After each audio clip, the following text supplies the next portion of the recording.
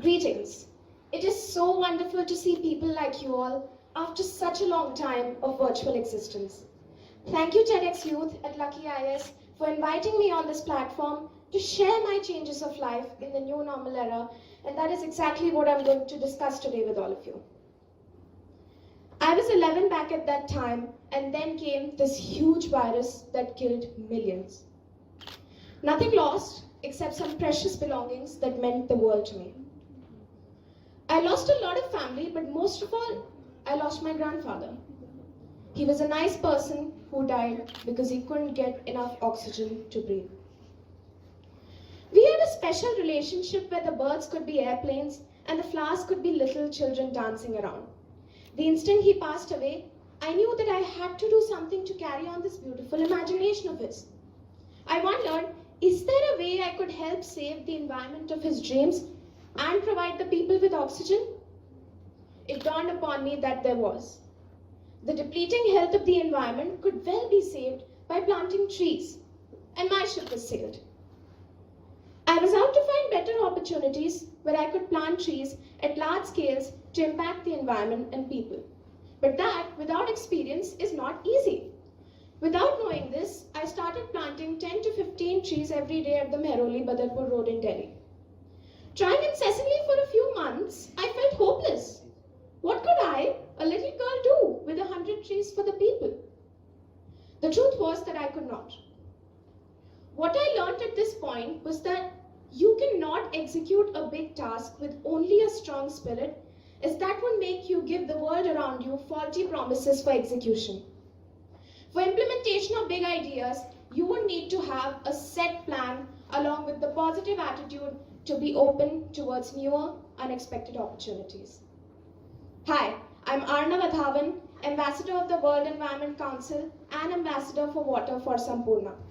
I'm an environmentalist, zoophilist, international speaker, and author. I believe that most of my successes have come to me in the new normal era.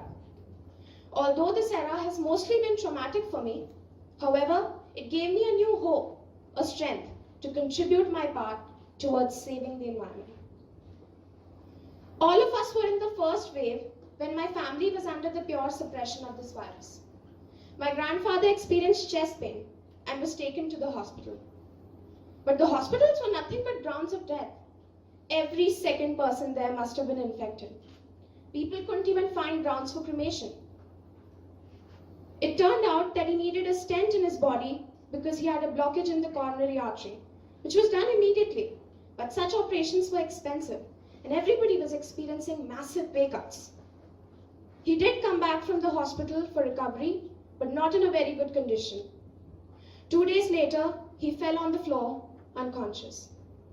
We didn't have a lift in our house, and the ambulance took too long to come because of the overload in hospitals.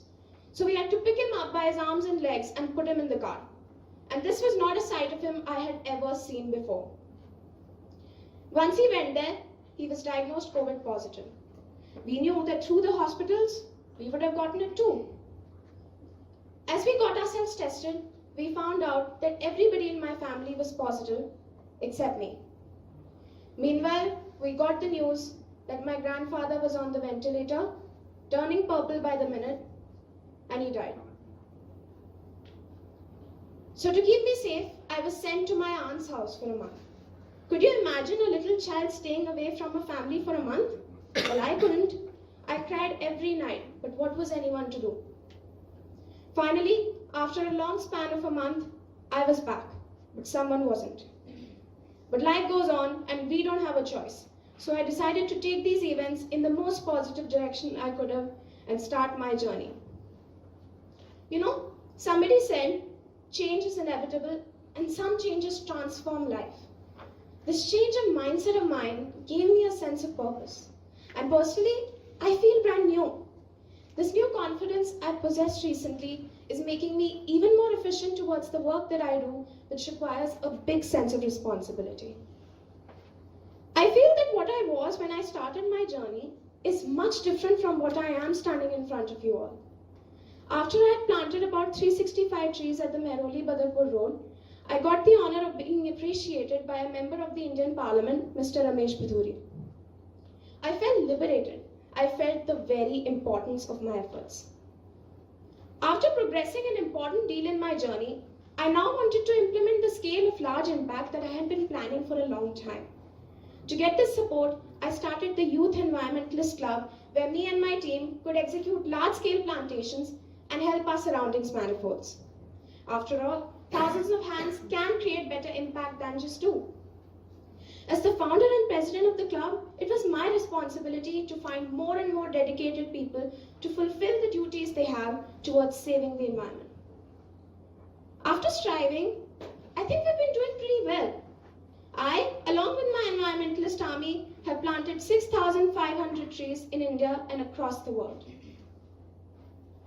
Everything was going quite well as I had always planned. But then came another very important change. My efforts had been featured on the Global Resilience Partnership, UNESCO website, and WWF website. This further gave me a lot of recognition, and the Honorable Minister of Environment, Forest and Climate Change, Government of India, Mr. Bhupinder Yadav himself invited me to have a meeting with him on National Youth Day. As I started doing more towards the environment, I also felt that it is irresponsible of me to not take care of those who inhabit the environment and affect it in a positive way, unlike most of us humans. In the new normal era, you could actually see the rarest of the birds chirping away into heights unimaginable. The animals, I felt, were creatures that deserved to be helped, especially when I could do much more for them with the experience that I had gotten over the past years. So I started planning as to how I could diversify myself to create a large-scale impact towards animals too. But before I could even start anything or find the motivation to do so, I saw something very precious. While I was planting trees, I saw a little puppy drowning in a lake. I got the creature in time before it could drown and lose its life. As I fed the angel, cared for it for a few days, it was ready to bid goodbye to me.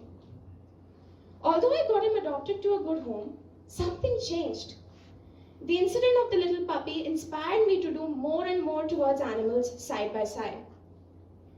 Volunteering with several NGOs gave me the perseverance to help all kinds of creatures.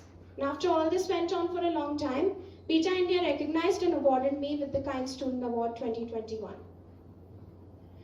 I know some of you might be thinking that an individual can't do much for the environment and society. And I could relate with what you're saying before this COVID pandemic struck me. I mean, it is great to do good for the environment, but could we really rely on a small child to do all the big work? I agree that I might be small and not possessing the knowledge and experience that other big organizations working in the same direction do. But I also very strongly agree to the fact that I have the will, I have the power, and I have the plan, which in my opinion makes me unstoppable. Personally, I faced a lot of challenges when I was to start my journey. I was regarded as young and incapable.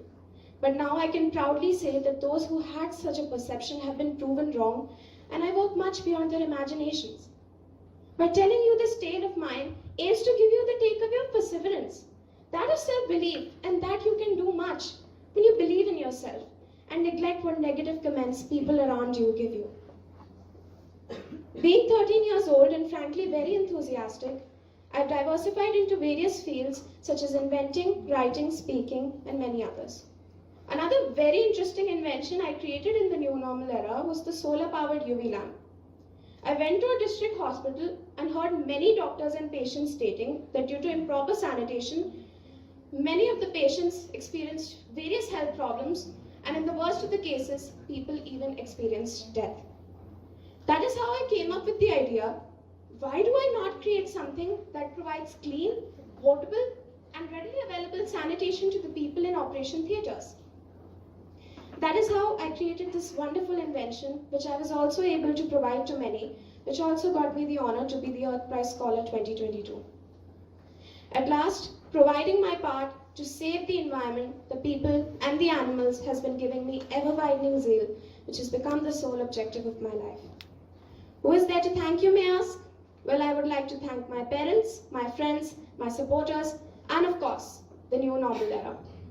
A time which gave me the power to soar like an eagle. A time where I had to live away from my family for months, lose my grandfather, see many get sick, see many die, but also give me my objective of life, a new hope, a new strength to shape my destiny. Positive action combined with positive thinking makes you reach your goal. Be positive, stay positive, as long as you don't become COVID positive.